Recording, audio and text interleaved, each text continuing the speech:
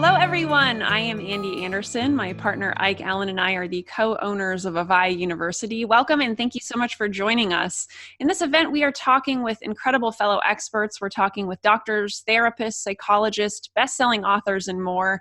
And they're here to help provide you with tools and strategies to help you navigate any struggles you're currently having in your life and ultimately to help you experience greater happiness, peace, and joy. Today, our guest is going to talk about using internal family systems to heal depression and anxiety. Please welcome Richard Schwartz. Hi there. Hi, Andy. Good to see you again. It's great to see you again too, Dick. I want to tell everyone a little bit about you, and then we'll get into some questions here. So Dick began his career as a systemic family therapist and an academic, and he is now on the faculty of the Department of Psychiatry at Harvard. He is also a senior fellow of the Meadows Treatment Center in Arizona. Grounded in systems thinking, Dick developed the Internal Family Systems Model, or IFS, in response to clients' descriptions of the various parts within themselves, which we will discuss here shortly. And in 2000, he founded the Center for Self-Leadership, which offers 3 levels of trainings and workshops for IFS for professionals as well as the general public. And he is a featured speaker for national professional organizations. He has published many books and over 50 articles about IFS. And for those of you who don't know, Dick was also a featured speaker for Avaya University's Healing from Childhood Trauma event, and people just absolutely loved you, so we had to have you back. So let's dive into this topic of IFS and the concept of different parts of ourselves. What are these different parts of ourselves? Well, for me, they're literally little inner personalities that when we talk about thinking, generally we're overhearing a conversation between these different parts of us. And, if you've ever faced a dilemma, it gets writ large because you have one part saying do it, another part saying don't do it, and you're just kind of going back and forth. So the idea is that we're all multiple personalities in the sense that the natural state of the mind is to be multiple, to have what I'm calling parts, which isn't the greatest name for them, but it's the most user-friendly because everybody says a part of me wants to do this, another part doesn't want to. So it's common parlance, and other systems would call them subpersonalities or ego states or some version of that. But for me, they're full range personalities. So it isn't like you've got, as we'll be talking about today, an anxious part or a depressed part. That actually, that's a little inner being who is anxious for various reasons, but also, as you get to know it, has a lot of other feelings and a lot of other talents. So yeah, it's a tough concept in this culture because everybody's been brought up to think of us as only having one mind, out of which emanates different thoughts and feelings and so on. But for me, people who've been diagnosed, for example, with multiple personality disorder, or now it's called DID, aren't any different from any of us, except that their system got really blown apart by trauma. Mm-hmm. But what are called alters in them are basically what I'm calling these parts. And it turns out that it's actually a really good thing that we have them because they all have valuable qualities and that they've been demonized in psychiatry and in the culture. Mm-hmm. Absolutely. Awesome. Thank you for that kind of general overview of that. And we'll dive in deeper to that topic of these parts of ourselves as we get more into anxiety and depression. But first, could you explain what a burden is in your work so that we have that language to go through? Yeah, as I was having clients work with these parts, they would describe these intense emotions and beliefs that they carried, which were clearly the result of some traumatic experience in their lives or some kind of attachment injury from bad parenting. And it is as if those events injected the client with those extreme beliefs and emotions that then attached to these parts and drove them and continued to drive them in an extreme way. So that for me, the big mistake our culture has made and our psychotherapy profession has made is to equate the part with the burden it carries. So as I was saying earlier, if you think about parts, then you might say, well, there is this very anxious part. But my experience is that it's a part of you that didn't start out anxious. It started out as a kind of maybe happy inner child. And then you had a trauma experience, and the part got really, really terrified by that experience and took on all the fear from the experience. And now it seems like that's all it is. It seems like it's just this bundle of anxiety. But what we find is if we can convince these parts to unload the anxiety or the fear, and there's a whole process by which we do that, it will immediately transform into its naturally valuable state, its original state, which is always valuable. Got it. That's a kind of unbelievable magic process that I stumbled into. And but that's what the definition of a burden is: some extreme belief or emotion that came into your system through direct experience. And then we also have what we call legacy burdens. So there are extreme beliefs and emotions and energies that came into your system through your family lineage or through your ethnic group or through our culture in general, and also attach to these parts and drive them. Got it. Yeah. Okay. So let's dive a little bit into anxiety and depression, or maybe let's start with anxiety, and then we'll talk about how to, release that fear. Like you said, convince that part to release that part of you that wasn't originally anxious, right? You can help it release it. So what about just specifically, what is the IFS view on anxiety specifically? Yeah, I kind of hinted at that, but I noticed your title was Overcoming Anxiety and Depression, and that is the mistake that most systems make and most people make. That is you have a scary experience, and a part of you gets terrified by it, and then because you don't want to stay in that terror state all the time, you try your best to move on and leave it in the dust and not carry any of the memories, sensations, emotions, and beliefs anymore, which is a natural impulse because you have to function. And you can't function if there's always that anxiety. But in the process of doing that in this inner world, you're actually locking up somehow the part of you that got hurt the most, or got scared the most by the original experience. And so that becomes what we call an exile inside of you. And try as best you can to stay away from it. It will still leak out and affect your nervous system and your way of seeing the world. And then there might be times where something similar happens and it just kind of explodes out of exile and you find yourself in a panic attack. And because that's so distressing, you come to hate your anxiety, and you have critical parts that attack you for being such an anxious person. And why do I get so scared when I try to do this? It's ridiculous. I'm an adult. And so then you shame yourself too. So now, not only do you have this anxiety problem, you also have a sense of shame constantly. Mm-hmm. And then there are parts of you that, because the panic attack is so scary, now have to be anxious about anything triggering that anxious part.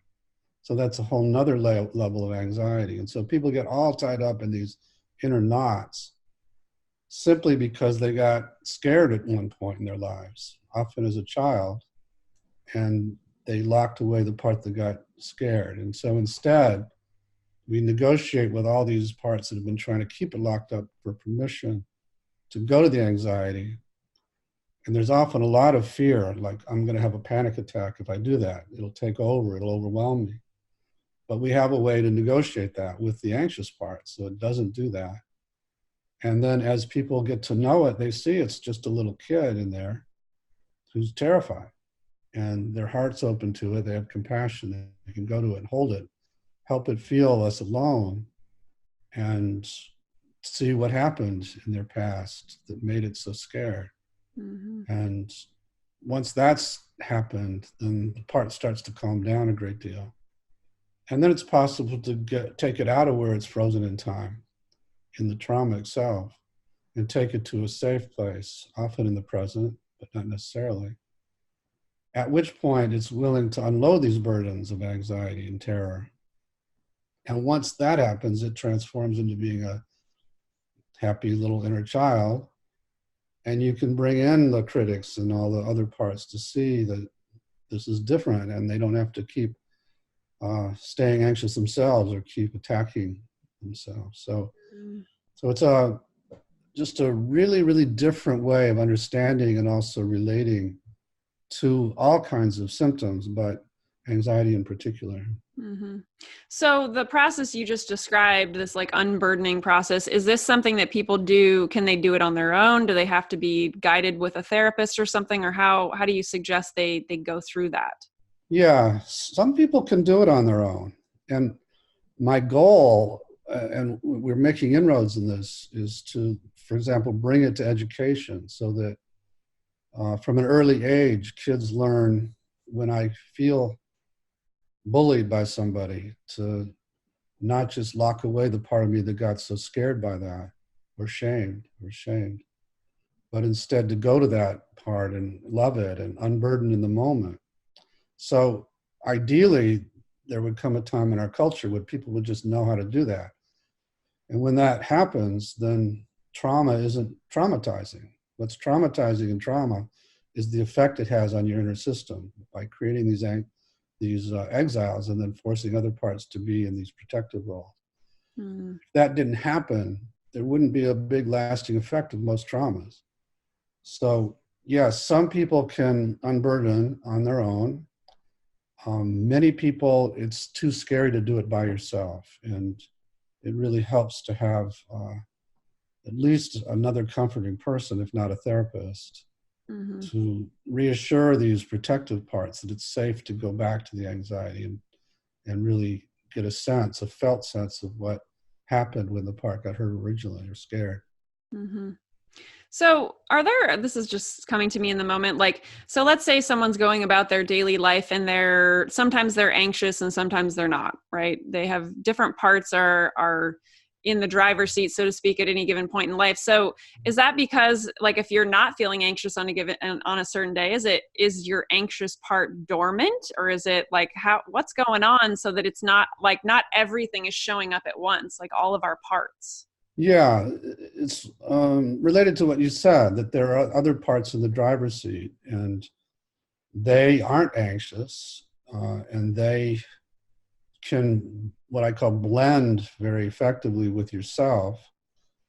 So you don't feel any of the parts that carry the anxiety, but they're still there. They're just dormant isn't actually the right word, because they're not like sleeping. They're still very anxious. It's just that they're thoroughly cut off, so you don't experience them. Got it. And is that the goal? So if someone is trying to heal anxiety or experience anxiety less, is the goal to, not be feeling them because something else is in the driver's seat? What would that be? Would that be joy? Would that be happiness? What would be, in the driver's seat at that point? Well, actually, that is the goal of many other therapies. For me, that's a problem because it doesn't heal the anxious part. But yeah, there's all kinds of positive psychologies that are trying to replace the anxiety with something positive. And it can be effective for a period of time, but that anxious part's always going to be in there trying to break out. We're in here, deal with us. And so it'll still have a unconscious effect. And then, as I say, if something happens that's similar, it'll pop out and pop out stronger than ever, because it's really upset now that you have tried to really leave it, in the dust and forget about it. Mm-hmm. So what does it like look like to you when can someone actually fully heal that anxious part, or is it always a part of us and, sometimes it's more anxious than others? No, we can fully heal them. And that's what the unburdening is about. So when I say we're unloading these burdens of fear and anxiety, it's literal. They're being sent out of the client's system And that's only possible when the part isn't living in the time of the trauma, because when you have a trauma, those parts get frozen in that episode often.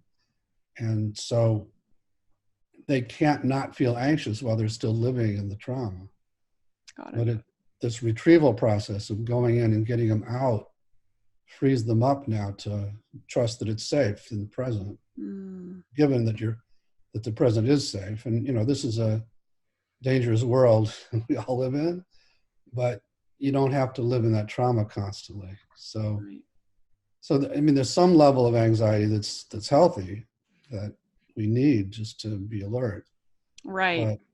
But the burdened anxiety is something that can be unloaded and then totally transformed and healed. You don't have to carry that anymore.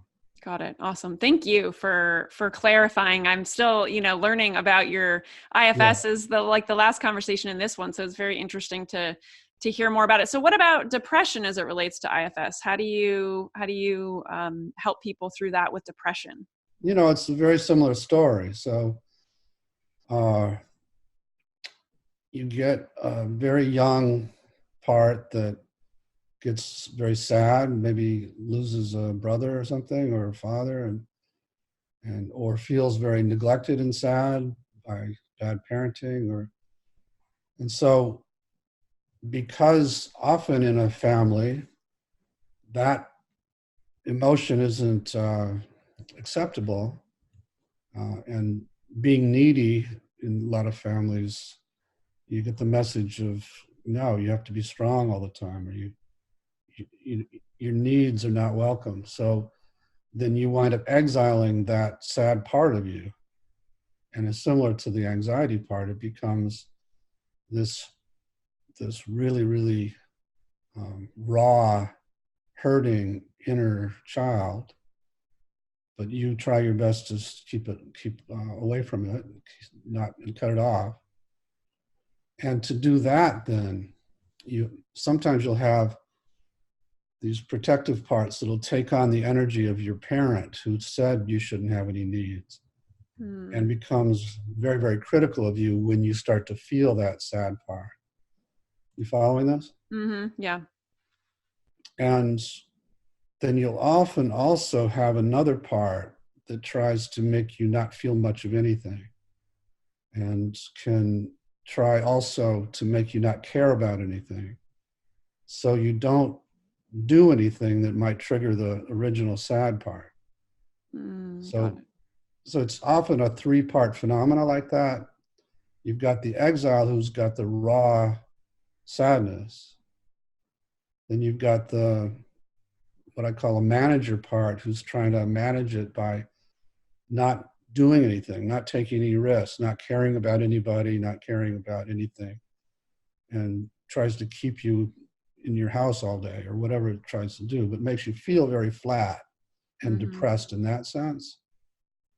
And then you've got this critic who's on your back for not doing anything, but also for ever having needs, and is saying you shouldn't have needs, and what's wrong with you that you do. And so most of the depressed people I've worked with have some combination of that going, and the nature of their depression depends on which of those parts is dominating.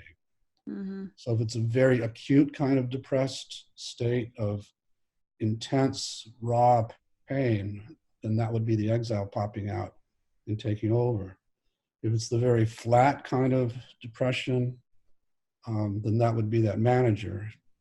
And if it's this sense of constant drumbeat that you're inadequate, that you're too needy, that you're bad that way, that would be that critic. Got it. Yeah, no, that's interesting. I particularly resonate, I would say, most with like that numbness, that manager. I totally get that. The manager who pops in there and is, nope, don't take any chances, right? Like, play it safe. Don't make the mistake you did last time. Yeah, absolutely. That is don't feel too much. Don't get your hopes up. Don't, feel joy. Yeah. Right. So what does the unburdening process look like for someone who's depressed? Any different things you can describe in that from anxiety? It's not a whole lot different. You know, again, whenever we work with somebody, we'll work with the protectors first. So we would wind up going to the critic first, and then probably to the numbing part you described. Mm-hmm. And those conversations are in general around trying to honor them for protecting you, first of all, rather than, you know, everybody wants you to fight with the critic, and it just makes it stronger. So we Right. go to the critic and say, I get that you, when, here's another good question for these parts. If, Andy, if we were to go to your critic and I would say to you, I want you to ask that part how old it thinks you are, you'd probably get a single digit. I'd say about 70% of the time, the answer is 7, 6, 5, something like that. Mm-hmm.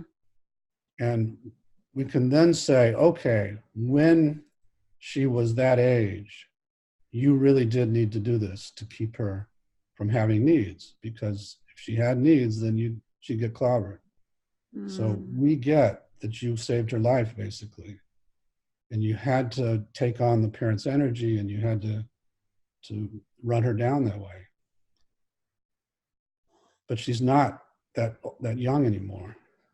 And Right. she's not living with them anymore. And these parts don't know that. They're often quite shocked to find that that's the case. Mm-hmm. And that's a big relief, just that much. And so would you now give us permission to go to the part that you've been trying to lock away, who now is in a marriage where needs are okay, you know, if that's true. Mm-hmm. And so we negotiate all that with those protectors.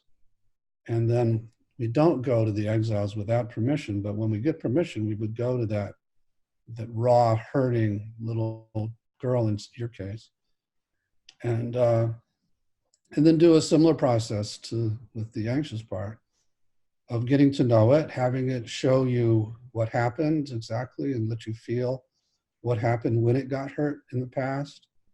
And then I'd have you go into that scene and be with that little girl and actually maybe do something that the girl needed back there, like talk to the parents or something, and then take her out to a safe place, at which point she's ready to unload the pain and the sadness.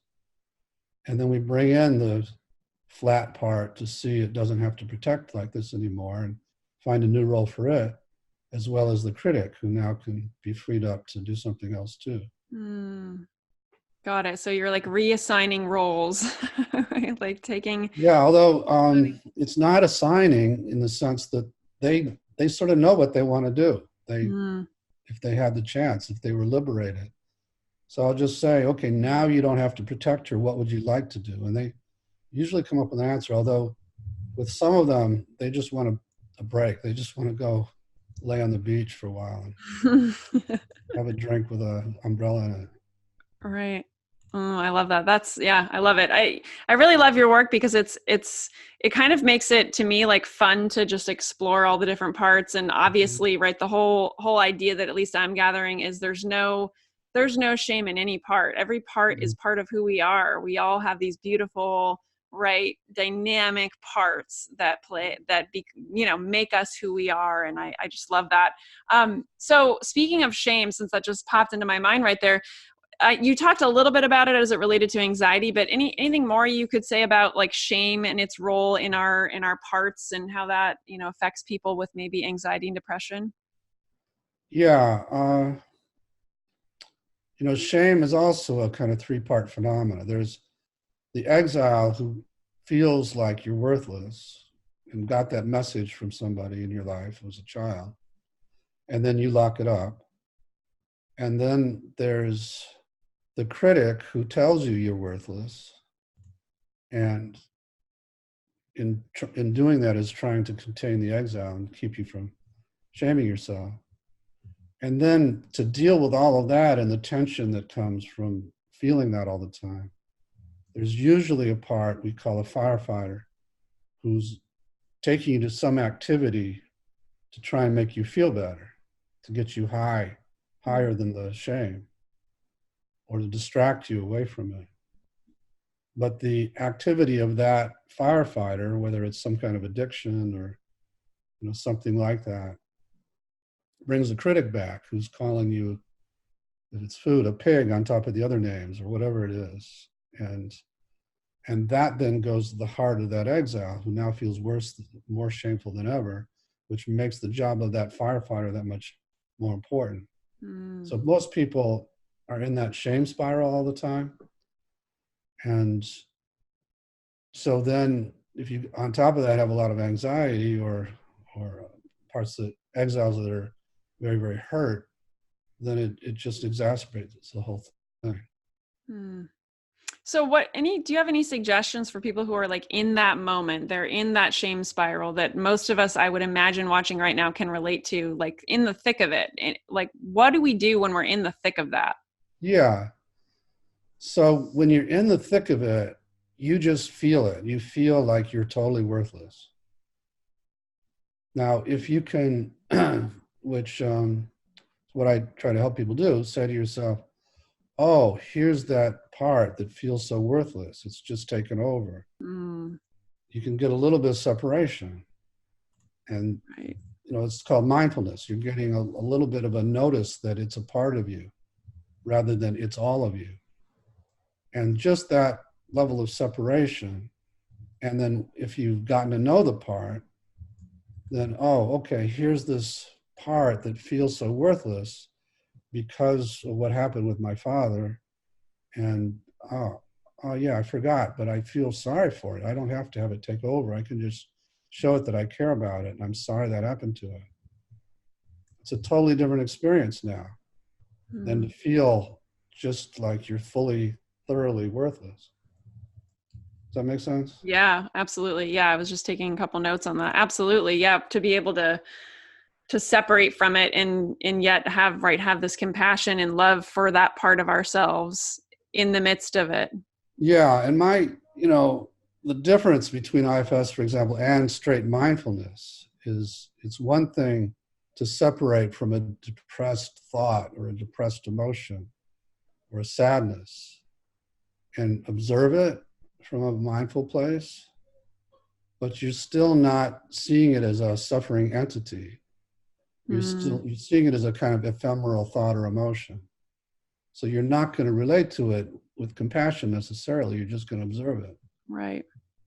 So if instead you think, okay, there's this little kid in there who got clobbered by my father and feels so worthless because of that, but now I can see it's just that little guy that I need to be caring toward and relating to in a totally different way. So mindfulness is a step in the right direction because most other systems get you to argue with the, like CBT, you argue with the negative thought patterns and so on. That just makes these parts feel worse in general and fosters more exiling. So. Right. Yeah. I love bringing the self-compassion in. It's a totally different way of looking at it. Cause I can see that already in my own, just kind of like, navigating it in my mind right now. Absolutely. To see a thought and see it as the inner critic and argue it, right? Like argue with it or something versus, showing compassion for it based on what it's trying to protect you from in the past. Exactly. Yeah, exactly. So my critics have all retired, but if I had one still, I would notice it. Okay, I see you're trying to protect me again. It's really okay. Remember, we're not living back with Dad right now. It's okay. You can lighten up and trust me. And so the other part of IFS we haven't talked about is that there is this self in there who can be the one to relate to these parts in a loving way and can earn their trust so that they trust they don't have to be like these inner parental children who have to do everything. They can let me handle the world, both internally and externally. Absolutely. Got it. Here's just kind of a slightly random question around anxiety and depression, but do you see, I don't know the statistics on this, do you see a lot of people or most people having both of them at the same time? Or are these things that are primarily separate, or what's your take on that? No, it's not uncommon to have them at the same time. Okay. for some of the reasons I've already talked about. So when you get a lot of exiles, whether they're sad or they're scared or they're ashamed, which are the three kinds we talked about so far today, you're going to have a lot of anxiety in your protectors about any of that being triggered. So once you get a lot of exiles like that, the world becomes a much more dangerous place, and you feel much more delicate, because so many things could trigger all those panic attacks or the acute depression, acute sad feelings, or the terror, or the shame attacks. Mm-hmm. So now your protectors carry a lot of anxiety out of fear of anything being triggering, and become very controlling. They're really trying to control your relationships or your appearance or your performance, and can become perfectionistic just out of fear of anything triggering you. So, so that becomes another source of anxiety too. Mm-hmm. Do you think that do you think there's more anxiety and depression today, or are we more aware of, right? Is it more diagnosed than it ever was? I don't know. Like what's happening in the world today as it relates to anxiety and depression? I do think so. I think, I can speak mainly about our country. Mm-hmm. Our social safety nets have been shredded more and more. There's just less and less compassion in our country. So the odds of some kind of catastrophic crash have increased enormously. And so people walk around focused on how can I protect myself and make sure I don't crash like my neighbor did, find myself on the street homeless. Mm-hmm. So there's, and that makes for more selfishness and more, take care of yourself first. Right. And then also makes people feel like, oh, I'm all I got, I got to look out for myself. So yes, I do think that, particularly in the last 4 years, or 3 years,